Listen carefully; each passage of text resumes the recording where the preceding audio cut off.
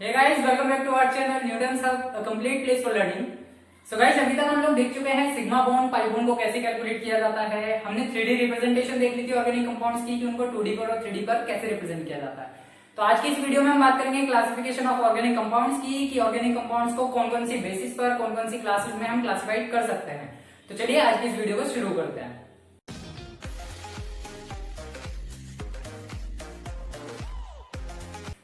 तो जैसा कि अभी हम बात कर रहे हैं यहां पर किसी क्लासिफिकेशन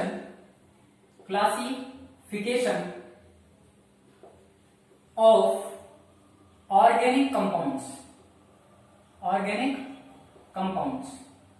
तो देखिए क्लासिफिकेशन के लिए यहां पर सीधा सीधा सा अगर मैं इनको क्लासिफाइड करने की कोशिश करूं तो हमारे पास दो क्लासेस होती हैं।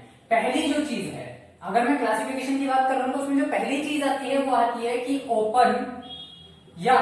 ओपन जो होते हैं वो हमारे सारे के सारे कौन से कंपाउंड होते हैं जो एलिफेटिक होते हैं। तो ओपन चेन बोल सकता हूं मैं, ओपन चेन या फिर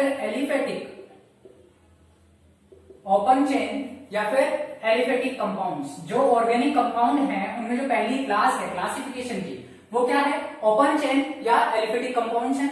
जो दूसरी क्लास है इसी के अंदर वो कौन सी हो जाती है, ओपन की जस्ट अपोजिट क्या हो जाती है, क्लोज्ड। तो ये कौन सी हो गई, क्लोज्ड चेन।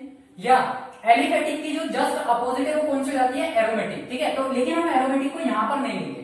जो एलिफेटिक होते हैं उनको हम क्या बोलते हैं, असाइक्लिक कंपाउंड्स भी बोलते हैं, असाइक्लिक कंपाउंड्स। तो इसी तरीके से जैसे वो असाइक्लिक है, ये क्या हो जाएगा आपके पास, एलिसाइक्लिक।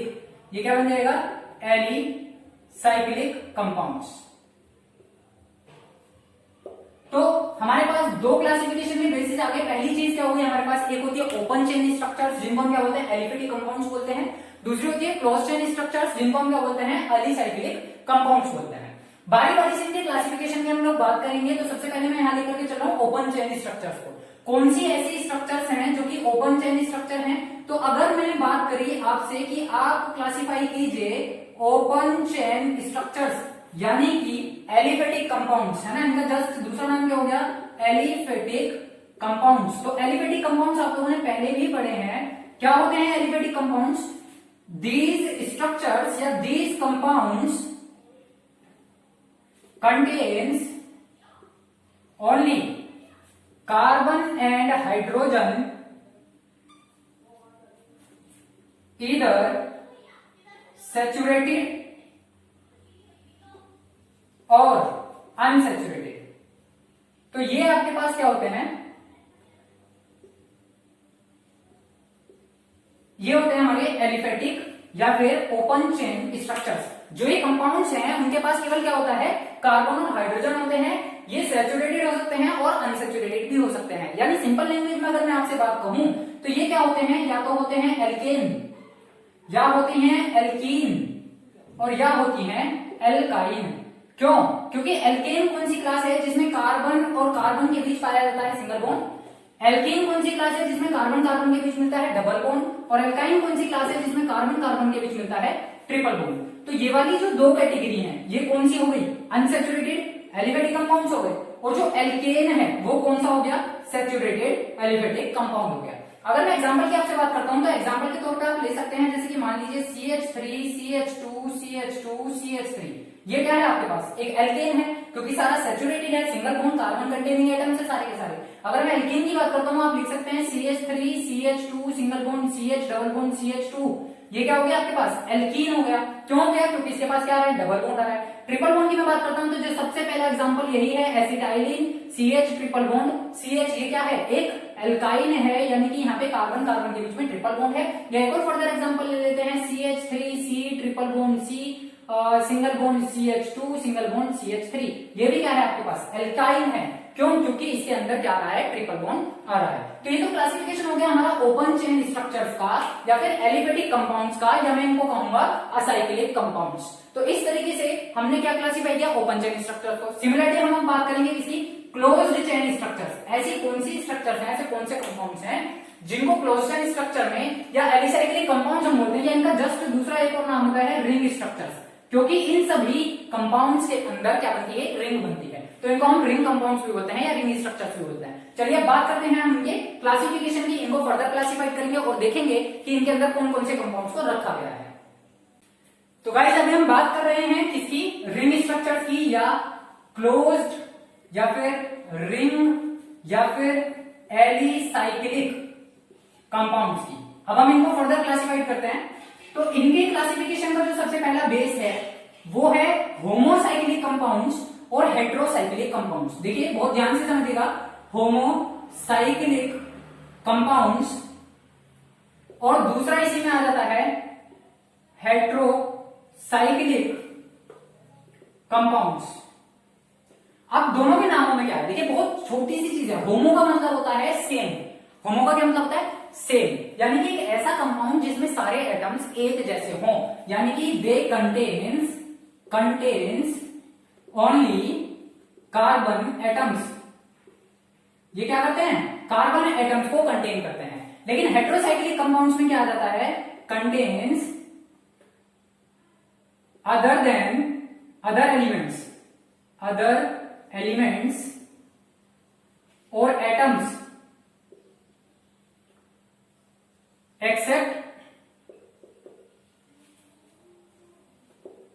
Accept carbon atom. ठीक है, कार्बन के अलावा यहां पर और भी अलग अलग टाइप के एलिमेंट्स या एटम्स प्रेजेंट हो सकते हैं, जिसकी वजह से उन्हें क्या बोला जाता है, हेट्रोसाइक्लिक कंपाउंड्स बोला जाता है। चलिए अब देखते हैं इनका क्या क्या एग्जांपल हो सकता है। होमोसाइक्लिक कंपाउंड्स को फिर से मैं क्लासिफाई कर सकता हूं दो ग्रुप्स के अंदर। पहला जो होता है वो यही होता है एलिसाइक्लिक होमो कंपाउंड्स।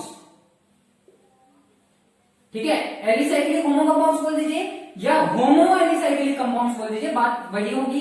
दूसरा इसमें आ जाता है एरोमेटिक कंपाउंड्स।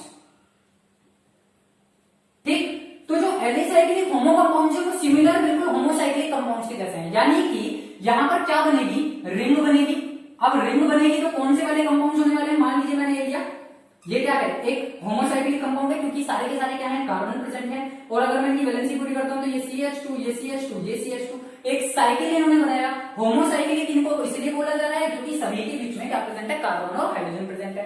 या एक और एग्जांपल मैं आपसे लेने के लिए कहूं तो क्या हो जाएगा, CH2 यहां आ जाएगा CH2 और यहाँ पे भी क्या आ जाएगा CH2 और सभी ने क्या बनाया, रिंग बनाया। तो ये भी किसके अंदर जा रहा है, होमोसाइक्लिक कंपाउंड के अंदर जा रहा है। तो ये हमारा हो गया एलिसाइक्लिक होमोसाइक्लिक कंपाउंड या होमो एलिसाइक्लिक कंपाउंड। एरोमेटिक जो कंपाउंड्स होते हैं, एरोमेटिक कंपाउंड्स होते हैं कंटेन, या एक नोट जो मैं आप लोगों को यहां बता रहा हूं बुक में लिखा हुआ नहीं मिलेगा, this is the special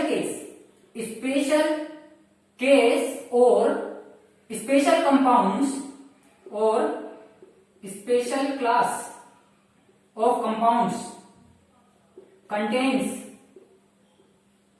ring structure, जिसके बीच में क्या पाई जाती है, रिंग पाई जाती है। ठीक है, अब वो रिंग भी कैसी होती है, रिंग में बी सैचुरेटेड और अनसैचुरेटेड। एरोमेटिक कंपाउंड्स के अंदर क्या चीज होती है, ये स्पेशल क्लास होती है किसकी, जो हमारे होमोसाइक्लिक कंपाउंड्स होते हैं वहां पर क्या पाया जाएगा, एक अनसैचुरेटेड होंगे, यानी कि वो डबल बॉन्ड या ट्रिपल बॉन्ड को कंटेन कर सकते हैं। इसका जो जस्ट बेस्ट एग्जांपल है वो आपके पास होता है बेंजीन का। बेंजीन के पास क्या पाई जाती है, देखिए डबल बॉन्ड स्ट्रक्चर होती है और दूसरी चीज क्या बनाती है, एक रिंग बनाती है। एक और स्पेशल जो चीज होती है एरोमेटिक कंपाउंड्स के अंदर वो क्या होती है कि ये हगल रूल को फॉलो करते हैं। हगल रूल को फॉलो करते हैं। हगल रूल होता है 4n+2 पाई इलेक्ट्रॉन्स। जिस भी कंपाउंड के अंदर ये रूल फॉलो होगा, यानी 4n+2 पाई इलेक्ट्रॉन को फॉलो करेगा, वो कंपाउंड कौन सी क्लास में जाएगा, एरोमेटिक कंपाउंड्स की क्लास के अंदर जाएगा। इसी तरीके से अब हम क्लासिफाई करेंगे किसके बारे में, हेट्रोसाइक्लिक कंपाउंड्स के बारे में। हेट्रोसाइक्लिक कंपाउंड भी इसी तरीके से मैं क्लासिफाई करूं अगर, तो इनको हम कर सकते हैं। अच्छा चलिए, इनको क्लासिफाई करने से पहले मैं इसको एक बार और क्लासिफाई कर देता हूं। बेंजेनोइड और नॉन बेंजेनोइड कंपाउंड्स होते हैं। एरोमेटिक कंपाउंड्स को फिर से हम कर सकते हैं बेंजेनोइड और non benzenoid compounds, non benzenoid compounds. अब अगर मैं बात करूं इनके एग्जांपल की तो आप क्या बताएंगे, देखिए बेंजेनोइड कंपाउंड्स में क्या होने वाला है, यही वाली स्ट्रक्चर फॉलो होने वाली है। ठीक है, बेंजीन की रिंग पाई जाएगी, दूसरी चीज 4n+2 pi इलेक्ट्रॉन को फॉलो करेगा। फर्स्ट चीज इसका एग्जांपल है वही है बेंजीन का, क्योंकि इसकी स्ट्रक्चर क्या होती है, ये होती है, देखिए, ठीक है, बेंजीन में है। दूसरी जो चीज हो सकती है नेपथलीन बॉल्स, ठीक है, फिनाइल की गोली, जो कि मार्केट में मिल जाती है, लाल पीली हरी या व्हाइट कलर की देखने के लिए मिलती है। कीड़ों से बचाने के लिए हम इन गोलियों को यूज करते हैं, कपड़ों के अंदर इनको डाली जाती है। तो नेपथलीन जो होती है हमारे पास वो ये होती है, देखिए एक ये आ गया, एक ये आ गया। अब आपको क्या करना है, डबल बॉन्ड लगाने हैं। तो डबल बॉन्ड एक मैंने यहाँ लगाया, एक मैंने यहाँ लगाया, सॉरी एक मैंने यहाँ लगाया, ये लगाया, ये लगाया और ये लगाया। तो ये क्या हो गई है, नेपथलीन हो गई है, क्योंकि ऑल्टरनेट पोजीशन पर होते हैं। सिंगल और डबल बॉन्ड हमेशा ही क्या होंगे, ऑल्टरनेट पोजीशन पर होंगे। तीसरी जो चीज ये क्या हो गई है हमारे पास, नेपथलीन, नेपथलीन। तीसरा जाता है एंथ्रासीन, वो भी इसी कैटेगरी के अंदर है, क्योंकि इसके अंदर होती है 3 बेंजीन रिंग। ये हमने 3 बेंजीन रिंग को ऐसे कनेक्ट किया, ऑल्टरनेट पोजीशन पर डबल बॉन्ड लगा के चले, ये लग गया, ये लग गया, ठीक है। अच्छा यहाँ पर नहीं, यहाँ लगेगा, यहाँ लगेगा, फिर यहाँ लगेगा, यहाँ लगेगा, फिर यहाँ लगेगा, यहाँ लगेगा और यहाँ लगेगा, ठीक है। देखिए सारे ऑल्टरनेट पोजीशन पर हमें डबल बॉन्ड दिखाई दे रहे हैं। तो ये जो कंपाउंड है ये क्या होता है, एंथ्रासीन। इसको क्या बोलते हैं, एंथ्रासीन। ये तीनों ही क्या है, बेंजीनोइड कंपाउंड्स हैं। क्यों, क्योंकि इनके अंदर क्या पाई जाती है, बेंजीन रिंग पाई जाती है। लेकिन अगर मैं नॉन बेंजीनोइड कंपाउंड्स की बात करता हूं, जैसे सबसे पहला एग्जांपल मैं इसके अंदर ले लेता हूं, ये क्या है, देखिए ये एक नॉन बेंजीनोइड कंपाउंड है, क्योंकि यहाँ पर कोई भी बेंजीन रिंग नहीं है।